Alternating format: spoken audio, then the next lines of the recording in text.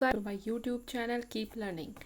इससे पहले वाली पॉलिटी की सीरीज़ में हमने पढ़ा था प्रेसिडेंट के बारे में, और इस वीडियो में हम पढ़ेंगे वाइस प्रेसिडेंट के बारे में। वाइस प्रेसिडेंट हिंदी में बोलते हैं जिन्हें उपराष्ट्रपति, और अभी हैं हमारे उपराष्ट्रपति श्री वेंकैया नायडू जी। ये हमारे 13वें उपराष्ट्रपति हैं और ये 2017 से अपने पद को संभाले हुए हैं।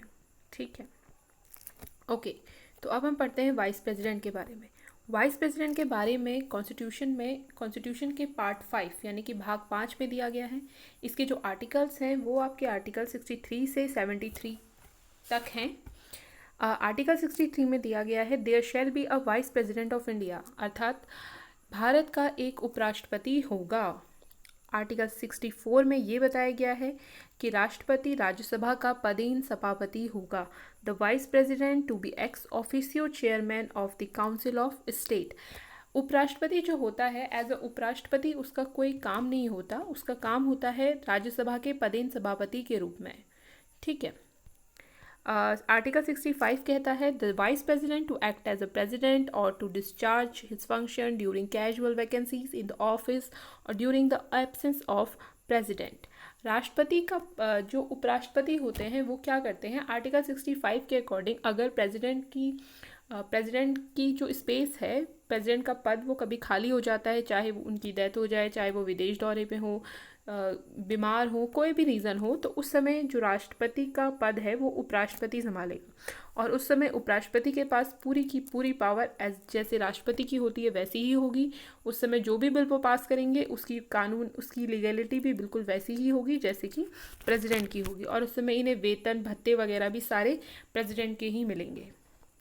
एक और चीज़ याद रखने वाली है जो मैंने प्रेसिडेंट वाली वीडियो में भी कवर करी है, इसमें आपको दोबारा से बता देती हूँ कि अगर प्रेसिडेंट अनुपस्थित हैं, किसी कारण से उनका पद खाली है, किसी कारण से अगर प्रेसिडेंट एब्सेंट है, वो नहीं है अपने पद पर, तो ये संभालेंगे, वाइस प्रेसिडेंट संभालेंगे। और अगर प्रेसिडेंट की डेथ हो गई है बीच में ही 5 साल पूरा करने से पहले, तो मैक्सिमम 6 मंथ तक vice president as a president काम कर सकते हैं। 6 मंथ के अंदर दोबारा से प्रेसिडेंट का चुनाव कर लिया जाना ज़रूरी है। ठीक है, ऐसा हमारा कॉन्स्टिट्यूशन कहता है। और अगर वीपी भी नहीं है तो उस समय आपके चीफ जस्टिस, जो सुप्रीम कोर्ट के चीफ जस्टिस होंगे, उनको राष्ट्रपति का पदभार संभालना होगा। और अगर वो भी नहीं है तो जो सबसे सीनियर मोस्ट जज होगा सुप्रीम कोर्ट का, वो राष्ट्रपति का पद संभालेगा। ठीक है, एक बार ऐसा हो चुका है कि जब आपके प्रेसिडेंट की डेथ हो गई थी और वाइस प्रेसिडेंट ने इस्तीफा दे दिया था, तो सीजे ने संभाला था। आपको बताना है कि कौन से प्रेसिडेंट थे उस समय, कौन से वीपी थे और कौन से सीजे थे जिन्होंने उस समय प्रेसिडेंट का पद संभाला था। और ऐसा अभी तक मेरे ख्याल से एक ही बार हुआ है, तो आप मुझे नीचे कमेंट में बताइए कि ये क्या है। ठीक है, कौन थे। उसके बाद जो वाइस प्रेसिडेंट है आपकी, उनकी सैलरी होती है 4 लाख पर मंथ, और ये भी ऑब्वियसली टैक्स फ्री होती है आपकी।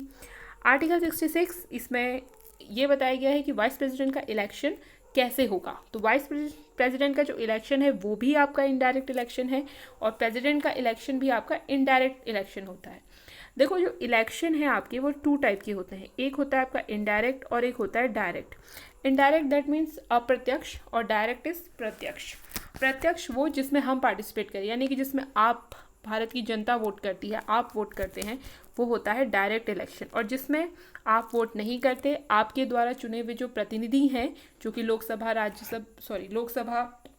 और विधानसभाओं में बैठे हुए हैं, वो वोटिंग करते हैं, तो वो कहलाती है आपकी इनडायरेक्ट वोटिंग। ओके, तो इसमें कौन कौन लोग भाग लेते हैं वो देख लेते हैं हम। तो ये एक इनडायरेक्ट इलेक्शन है, इसमें all the members of parliament takes part.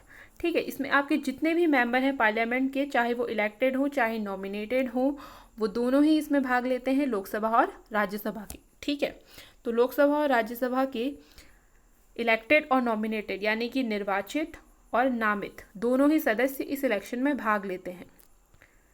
ठीक है, और इसमें क्वालिफिकेशन क्या क्या होनी चाहिए। क्वालिफिकेशन, भारत का नागरिक होना चाहिए, आपको मिनिमम एज याद रखनी है कि मिनिमम एज 35 होनी चाहिए, और वो किसी भी लाभ के पद पर नहीं होना चाहिए, यानी कि 2 जगहों से गवर्नमेंट सैलरी लेता ना हो। ठीक है, वो गवर्नमेंट सैलरी लेने वाला नहीं होना चाहिए, कहीं से भी लाभ के पद पर नहीं होना चाहिए। फिर है इसमें क्या करना होता है, जो भी आपका वाइस प्रेसिडेंट के लिए खड़े होंगे उनको नॉमिनेशन फाइल करना होगा, और नॉमिनेशन फाइल करने के लिए उसे लोकसभा और राज्यसभा दोनों में ही 20 प्रस्तावक और 20 समर्थक चाहिए होते हैं। दोनों से लोकसभा और राज्यसभा दोनों में होने चाहिए उसके 20 प्रस्तावक 20 समर्थक टोटल मिला के। और सिक्योरिटी डिपॉजिट इन्हें भी कितनी करनी होती है, 15,000 की सिक्योरिटी डिपॉजिट करनी होती है आरबीआई को। और इसका जो मोड ऑफ इलेक्शन होता है वो भी एकल संक्रमणीय पद्धति के द्वारा ही होता है। एकल संक्रमणीय पद्धति या सिंगल ट्रांसफरेबल वोटिंग सिस्टम, इसके बारे में मैंने आपको प्रेसिडेंट की वीडियो में बहुत अच्छे से समझाया है, तो आप एक बार जाके उसे देख लीजिए। टाइम पीरियड वाइस प्रेसिडेंट का भी 5 साल का ही होता है। पहली बार जो वाइस प्रेसिडेंट बने थे आपके 2 साल मतलब 2 टाइम पीरियड के लिए, यानी कि 10 सालों के लिए 5 साल एक, वो थे आपके डॉक्टर सर्वपल्ली राधाकृष्णन। और दूसरी बार बने आपके 12वें उपराष्ट्रपति डॉक्टर हामिद अंसारी, जो कि 2007 से 2017 तक रहे हैं। और अगर हम उपराष्ट्रपति को हटाना चाहते हैं तो उसके लिए केवल राज्यसभा में ही वोटिंग होगी।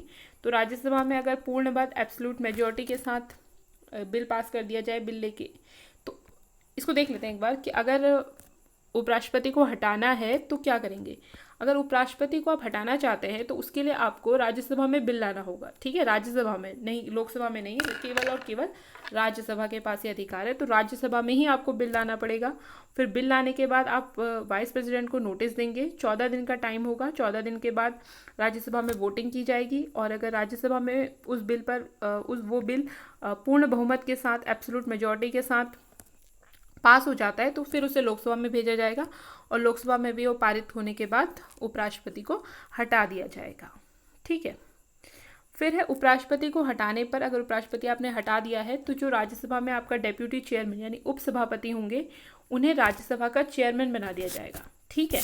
अगर उपराष्ट्रपति को हटा दिया तो उपराष्ट्रपति आपका क्या काम करता है, उपराष्ट्रपति आपका राज्यसभा का पदेन सभापति होता है। तो अगर उपराष्ट्रपति को हटा दिया गया है तो राज्यसभा का सभापति कौन बन जाएगा, उपसभापति बन जाएगा, उस डेप्यूटी चेयरमैन आ जाएंगे उसमें। लेकिन ये याद रखने वाली बात है, जो उपसभापति हैं उन्हें वाइस प्रेसिडेंट नहीं बनाया जाएगा। इसको याद रखना कि डेप्यूटी चेयरमैन केवल और केवल राज्यसभा के सभापति का पद संभालेंगे, उन्हें उपराष्ट्रपति का पद नहीं दिया जाता। उपराष्ट्रपति के फिर से इलेक्शन होंगे और नए उपराष्ट्रपति का चुनाव किया जाएगा, ठीक है। उपराष्ट्रपति को त्यागपत्र और उपराष्ट्रपति को शपथ यानी कि ओथ भी राष्ट्रपति दिलाता है और ये अपना त्यागपत्र भी राष्ट्रपति को देते हैं, ठीक है, तो इसको याद रखिए।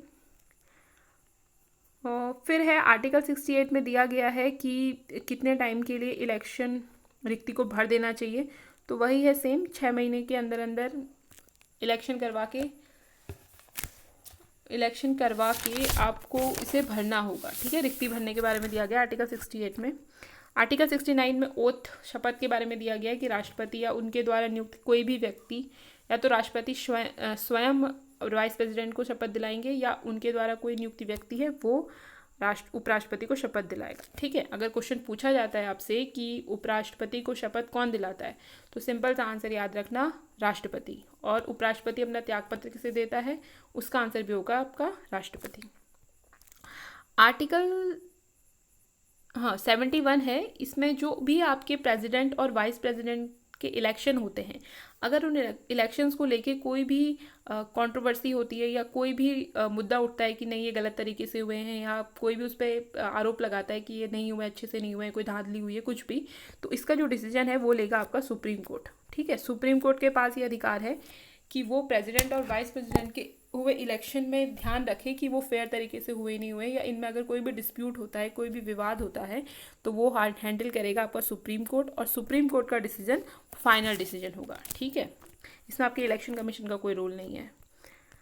फिर as a function vice president का कोई काम नहीं होता। वाइस प्रेसिडेंट हमेशा, मैंने पहले भी बताया था कि वो राज्यसभा के सभापति के रूप में काम करता है। और वैसे जो वाइस प्रेसिडेंट हैं उन्हें जो भी बिल आपके राज्यसभा में पेश किए जाते हैं उस पर वोटिंग करने का अधिकार नहीं होता।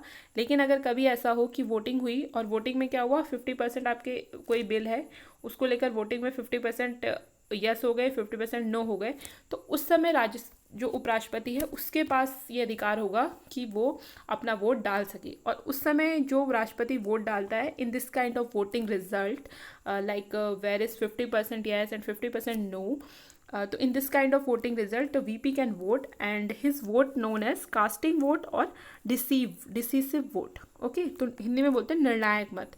तो अगर कभी ऐसा हो कोई बिल पेश किया जाए और उस बिल में क्या हो 50% यस हो जाए, 50% नो हो जाए, यानी कि 50% पक्ष में है और 50% उसके विपक्ष में है, तो उस समय उपराष्ट्रपति अपना मत देगा और इस समय उसके मत को क्या कहेंगे, निर्णायक मत। वो जिसके फेवर में देगा वो वैसा होगा। ठीक है, तो उसको याद रखना कास्टिंग वोट क्या होता है, डिसिसिव वोट किसे कहते हैं, निर्णायक मत किसे कहते हैं। ठीक है, ओके। तो ये था आपके उपराष्ट्रपति के बारे में। तो अगर आप प्रेसिडेंट की वीडियो एक बार देख लें, उसके बाद वाइस प्रेसिडेंट के बारे में देखें तो आपको ज़्यादा अच्छे से समझ में आएगा। कोई भी अगर आपकी क्वेरी हो तो आप मुझे नीचे कमेंट में बता सकते हैं, और जो मैंने क्वेश्चन पूछा है उसका आंसर आप मुझे नीचे कमेंट में करिए। Thank you so much, keep watching, keep learning.